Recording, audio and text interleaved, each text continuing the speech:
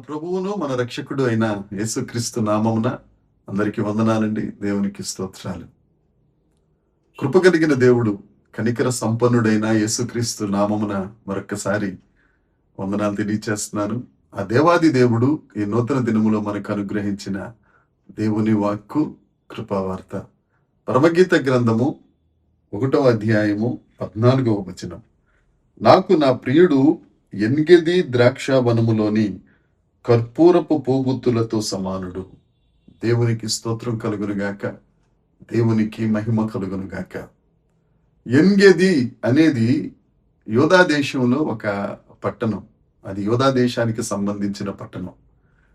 ఈ మాట మనం యెహోషువ గ్రంథము 15వ అధ్యాయము 61వ వచనం, 62, 63 వచనాలు మీదటికి మీరు చదువుకుంటే అర్థమవుతుంది.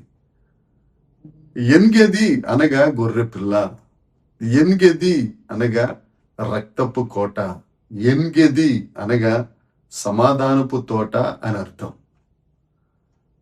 ఎన్గెది అనగా మొదటి అర్థము గొర్రె పిల్ల.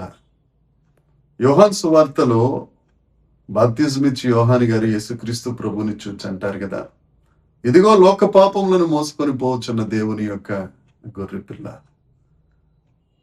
ఆ ఎన్గెది అనే గొర్రెపిల్ల నీ పాపముల కొరకు, నా పాపముల కొరకు పరలోకమును విడిచిపెట్టి ఈ భూమి మీదకి వచ్చి 33.5 సంవత్సరములు ఆయన ఈ భూమి మీద బ్రతికి 3.5 సంవత్సరముల మహిమ పరిచర్యలో అనేకులను స్వస్థపరిచి మన పాపములను భరించి ఆఖరి రక్తపు బొట్టు వరకు తన రక్తమును దారదారులుగా చిందించి మన కొరకు రక్షణ ఇచ్చిన ఎన్గెది గొర్రెపిల్ల యేసుక్రీస్తు ప్రభువే.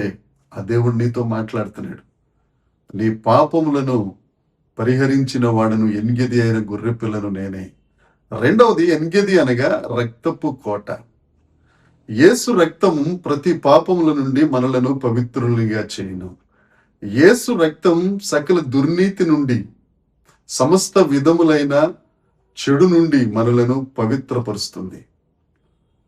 నీవు దేవుని చేత, ఆ గొర్రెపిల్ల రక్తము చేత నువ్వు కడుగబడి, ఆ గొర్రెపిల్ల రక్తము చేత నువ్వు విమోచన క్రయధనమును పొందుకుని ఆ రక్తపు కోటలో, ఆ రక్తపు తోటలో కడుగబడిన వ్యక్తిగా, యేసుక్రీస్తు ప్రభువుకు సంబంధించిన వ్యక్తిగా బ్రతకాలని ఈ ఎన్గెది అయిన రక్తపు కోట నిన్ను కోరుకుంటుంది.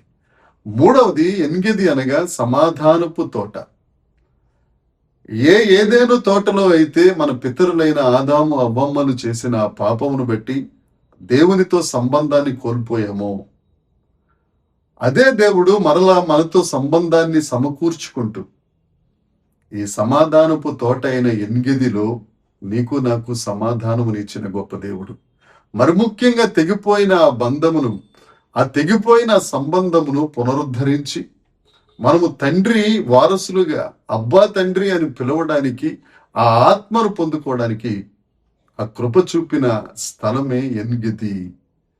ఆ ఎన్గెదిలో, ఆ ఎన్గెది అరణ్యములో, ఆ ద్రాక్షావనములో ఆ పోగుతులతో సమానుడైన ప్రియుడు నీతో సంభాషించునుగాక. ఆ గొర్రెపిల్ల రక్తము చేత, ఆ రక్తపు తోటల, సమాధానపు తోటలో దేవునితో సమాధాన పడదాం. నాలుగవది ఎన్గెది అనగా అససోమ తామారు అని అర్థం. 2వ దిన వృత్తాంతాల గ్రంథం 22వ అధ్యాయాన్ని మనం ధ్యానించినట్లయితే, చదివినట్లయితే ఈ మాట మనకు అర్థమవుతుంది. దీని అర్థమేమనగా, అసిసోమ తామారు అర్థమేమనగా శుద్ధి చేయబడుట. ఆ గొర్రెపిల్ల నీ రక్తాన్ని మోసుకెళ్ళిపోయి ఆ రక్తపు కోటలో నీకు విమోచన క్రయధనమును చెల్లించి ఆయన సొత్తుగా చేసుకున్న తరువాత, నీవు దేవునితో సమాధాన పడిన తరువాత నువ్వు పరిశుద్ధుడుగా మారాలి. ఎందుకంటే దేవుడు అంటారు కదా, నేను పరిశుద్ధుడు కాబట్టి మీరు కూడా పరిశుద్ధుడిగా ఉండాలి. చాలా మంది మనం ఎక్కడ పరిశుద్ధులుగా ఉంటామండి, మనం ఎక్కడ పరిపూర్ణులుగా ఉంటామండి, ఇది ఎక్కడ అవుతుందండి అని రకరకాల మాటలు మాట్లాడతారు. కానీ బైబిల్ చెప్తుంది, మత్తయి సువార్త 5వ అధ్యాయం 48వ వచనంలో లేఖనం చెప్తుంది, తండ్రి పరిపూర్ణుడు గనుక మీరు కూడా పరిపూర్ణులుగా ఉండాలి. పరిపూర్ణతలోనికి, పరిశుద్ధతలోనికి నడిపించగలిగిన గొప్ప దేవుడు ఎన్గెది అనే అసిసోమ తామారు అని శుద్ధి చేసే దేవుడు. ఆ దేవుడు మనకు తోడుగా ఉన్నారు. ఆయన నీ పాపాలు మోసుకెళ్ళిపోతారు, తన రక్తము చేత నిన్ను శుద్ధీకరిస్తారు, తండ్రితో సమాధాన పడతారు, నీకు పరిశుద్ధతను దయచేసి పరిశుద్ధతలోనికి నడిపించే గొప్ప దేవుడు యేసుక్రీస్తు ప్రభు. కాబట్టి పాపభారము మోస్తున్న వారులారా, ఒక్కసారి ఈ సువార్త వినండి. నీ కొరకు ప్రాణం పెట్టిన దేవుడు ఒక ఆయన ఉన్నారు. నీ కొరకు నీ సొంత వారే ఒక లీటర్ రక్తం ఇవ్వాలి అని అంటే రకరకాల ప్రయత్నాలు చేస్తున్న భయంకరమైన రోజుల్లో ఉంటే మన కొరకు ప్రాణం పెట్టిన దేవుడు యేసై ఉన్నారండి.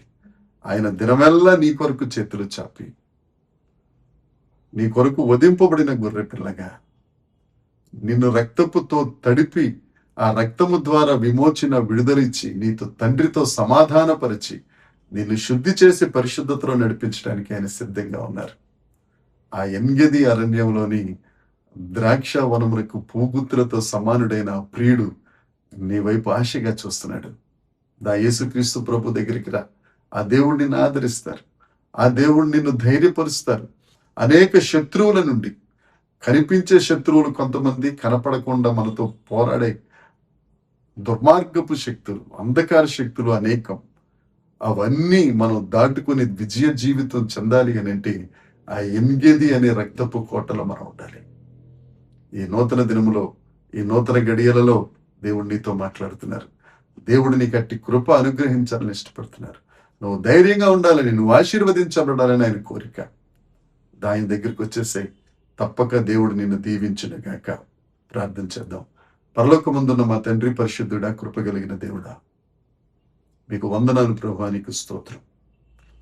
మా పాపముల కొరకే వధింపబడిన గొర్రెపిల్ల, నీ రక్తము చేత మమ్మల్ని కొనుక్కున్న దేవుడా, తండ్రితో సమాధానపరిచిన తండ్రి, మమ్మల్ని శుద్ధి చేసిన మా ప్రభువా, నీకు స్తోత్రాలు చెల్లిస్తూ మీ వారసులుగా, మీ కుమారులుగా, మీ కుమార్తెలుగా మేము ఉండగలుగుటకు కృప దయచేసి మహిమ పొందుమని యేసుక్రీస్తు నామమున ప్రార్థించి అడిగి వేడుకొనుచున్నాము తండ్రి. ఆమేన్. దేవుని కృప మనందరికీ తోడై ఉండును గాక. ఆమేన్, ఆమేన్, ఆమేన్.